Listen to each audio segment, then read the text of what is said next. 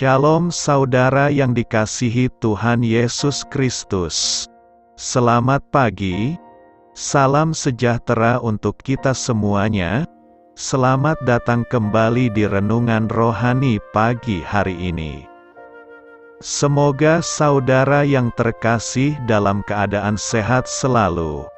Kiranya damai dan sukacita Roh Kudus melimpah di dalam hati dan kehidupan saudara semua. Sebelum kita mendengarkan renungan firman Tuhan, marilah sama-sama kita berdoa. Bapa kami di dalam kerajaan sorga, Bapa yang kami muliakan di dalam nama Tuhan Yesus Kristus, kami mengucap syukur Bapa. Oleh karena perlindungan-Mu di sepanjang malam hingga pagi hari ini, kami boleh bangun dengan tubuh yang sehat, kuat, dan diberkati Tuhan. Pada pagi hari ini Bapa, kami mau mendengarkan firman-Mu. Berbicaralah ya Bapa, jamah hati kami, berikan kami pengertian untuk dapat memahami firman-Mu, dan dapat kami lakukan di sepanjang kehidupan kami. Terima kasih Bapa, di dalam nama Tuhan Yesus Kristus, kami berdoa, amin. Sahabat Suara Kasih, ayat pembacaan Alkitab kita hari ini terambil dari 2 Yohanes 1 ayat yang ke-7 sampai 8, 2 Yohanes 1 ayat 7 sampai 8. Sebab banyak penyesat telah muncul dan pergi ke seluruh dunia, yang tidak mengaku bahwa Yesus Kristus telah datang sebagai manusia. Itu adalah si penyesat dan antikristus. Waspadalah, supaya kamu jangan kehilangan apa yang telah kami kerjakan itu, tetapi supaya kamu mendapat upahmu sepenuhnya. Judul renungan kita hari ini adalah Hidup Menurut Perintah Tuhan. Sahabat Suara Kasih, inilah kisah inspiratif kita pagi hari ini. Pada April tahun 1817, seorang wanita muda yang kebingungan ditemukan berkeliaran di Gloucestershire, Inggris. Ia mengenakan pakaian yang eksentrik dan berbicara dalam bahasa yang tidak dikenal. Karena mengira si wanita itu pengemis, pihak berwenang pun menempatkannya di penjara. Namun ia berhasil meyakinkan orang-orang bahwa ia adalah putri Carabu dari Pulau Javasu. Warga masyarakat memperlakukannya sebagai bangsawan selama 10 minggu, hingga pengurus salah satu asrama mengungkapkan bahwa wanita tersebut sebenarnya adalah seorang pelayan bernama Mary Wilcox. Kita mungkin bertanya-tanya, bagaimana mungkin wanita muda ini dapat menyesatkan seluruh komunitas selama hampir 3 bulan? Namun kitab 2 Yohanes telah memperingatkan kita bahwa penyesatan bukanlah hal baru, karena disebutkan bagaimana banyak penyesat telah muncul dan pergi ke seluruh dunia. Mereka adalah orang-orang yang menyangkal bahwa Yesus Kristus telah datang sebagai manusia, atau yang mengajarkan sesuatu di luar ajaran Kristus, dengan menyatakan bahwa Alkitab saja tidak cukup bagi orang percaya sekarang ini. Kedua jenis penyesat itu bisa menyebabkan kita gagal mendapat upah kita sepenuhnya, dan bahkan bisa memperdaya kita agar membantu mereka dalam perbuatan mereka yang jahat. Sahabat Suara Kasih, bagaimana cara Anda mewaspadai guru-guru palsu sekarang ini? Apa yang dapat membantu Anda dalam membaca, merenungkan, dan menanggapi kitab suci? Marilah kita renungkan. Tidak seorang pun suka disesatkan. Penduduk Gloucestershire memang tidak kehilangan banyak, hanya beberapa helai pakaian dan sedikit makanan. Namun Alkitab berkata bahwa akibat dari dosa dan penyesatan terus mengancam kita. Saat kita berinteraksi dengan kitab suci, Allah akan membantu kita menghindari penyesatan saat kita hidup menurut perintah-Nya.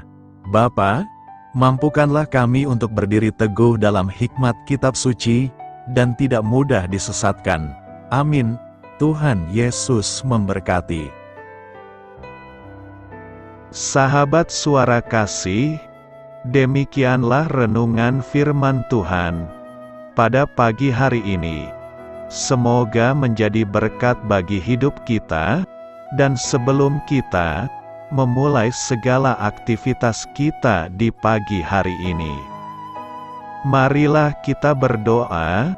Bapa kami yang di sorga, Bapa di dalam nama Tuhan Yesus Kristus, terima kasih Bapa, karena Engkau sudah menjadi Allah bagi kami. Kami juga bersyukur Bapa, untuk pertolongan-Mu, penyertaan-Mu, dan atas berkat-Mu di dalam kehidupan kami.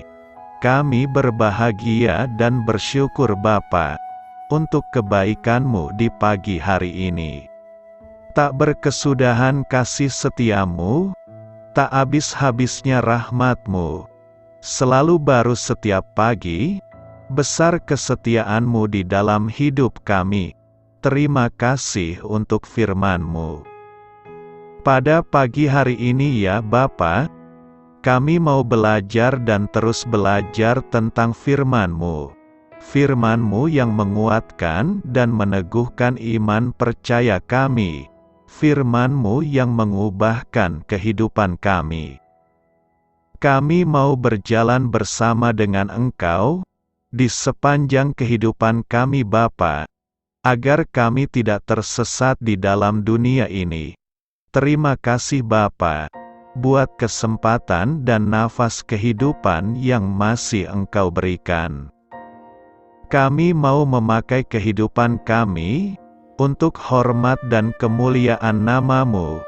Segala pergumulan dan masalah hidup kami serahkan di dalam tangan-Mu. Engkau yang akan menyelesaikannya bagi hidup kami. Kami hanya berharap kepada-Mu, Bapa. Hamba berdoa untuk saudara-saudara kami, yang sudah mendengarkan renungan firman-Mu pada pagi hari ini, yang saat ini sedang mengalami sakit penyakit, pergumulan, masalah, kebutuhan ekonomi. Kiranya Engkau yang jamah, sembuhkan dan pulihkan. Berkati juga perekonomian mereka, serta berikan jalan keluar di setiap pergumulan masalah yang mereka sedang hadapi. Dan ajarlah kami Bapa, untuk selalu berharap dan percaya sepenuhnya kepada Tuhan Yesus. Kiranya Engkau yang terus memberkati kehidupan kami, keluarga kami, dan sanak saudara kami. Daerah tempat tinggal kami, bangsa dan negara kami, pemerintah-pemerintah kami, biarlah semuanya dalam perlindungan-Mu Bapa, dan jadilah sesuai dengan kehendak-Mu yang terbaik di dalam kehidupan kami. Dan pada pagi hari ini ya Bapa, kami mau berterima kasih buat perlindungan-Mu di sepanjang malam yang telah kami lewati. Pagi hari ini, kami akan memulai aktivitas kami sebagaimana mestinya. Kami yakin dan percaya, perlindungan-Mu tetap ada di dalam hidup kami, dan juga di sepanjang hari yang akan kami lewati ini. Terima kasih Bapa. Inilah yang menjadi doa dan permohonan kami. Dalam nama Tuhan Yesus Kristus, kami berdoa. Amin.